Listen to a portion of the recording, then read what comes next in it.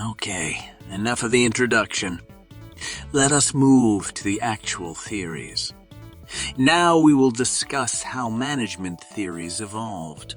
It can be divided into 5 major approaches: historical background, classical approach, quantitative approach, behavioral approach, and contemporary approach. Let us start with the historical background first. I have divided this section into 2 parts.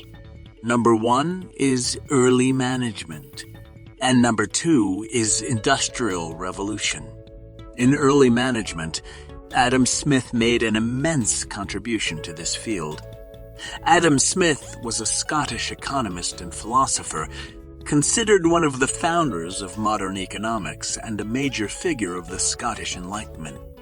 He is best known for his book, The Wealth of Nations, published in 1776, which provided a comprehensive analysis of the market economy. In The Wealth of Nations, Smith argued that individuals acting in their self-interest could promote the greater good of society, as the market would regulate itself without the need for government intervention. Although Smith primarily focused on economics, his ideas have had a significant influence on management theory, particularly in organizational design and efficiency. Some key aspects of Adam Smith's management theory are: Number 1, division of labor.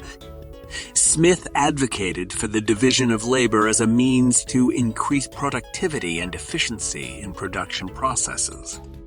He argued that by breaking down complex tasks into smaller, specialized tasks, workers could become highly skilled in their specific areas, leading to greater overall productivity. This concept formed the basis for modern assembly line production methods and specialization in various industries. Smith's concept of the division of labor have been widely adopted in modern management theory. Number 2, invisible hand. Smith introduced the concept of the invisible hand, which refers to the self-regulating nature of free markets. According to Smith, individuals pursuing their self-interests in a competitive market environment unintentionally benefit society as a whole. This idea implies that minimal government intervention in economic affairs is necessary for optimal resource allocation and economic growth. Number 3, profit maximization. Smith recognized the importance of profit in business operations. He argued that profit serves as a motivation for entrepreneurs and businesses to innovate, invest, and create wealth. Smith's emphasis on profit maximization aligns with the principles of capitalism and free market economics, which continue to shape modern management practices. Smith's emphasis on the importance of competition and market forces in driving efficiency and innovation has also influenced management theory. This has led to the adoption of management practices such as performance measurement, benchmarking, and continuous improvement, which are designed to increase efficiency and competitiveness.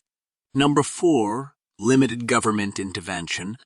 Smith believed that governments should have a limited role in the economy. He argued that excessive regulations, trade barriers, and monopolies hinder economic growth and efficiency.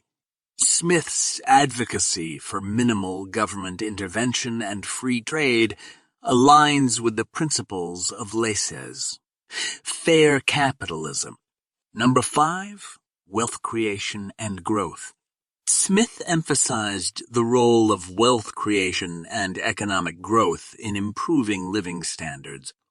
He believed that through the pursuit of self-interest and the division of labor, societies could generate wealth, leading to increased prosperity and well-being for their members. It is important to note that Adam Smith's ideas on management were primarily rooted in economic theory and the principles of capitalism.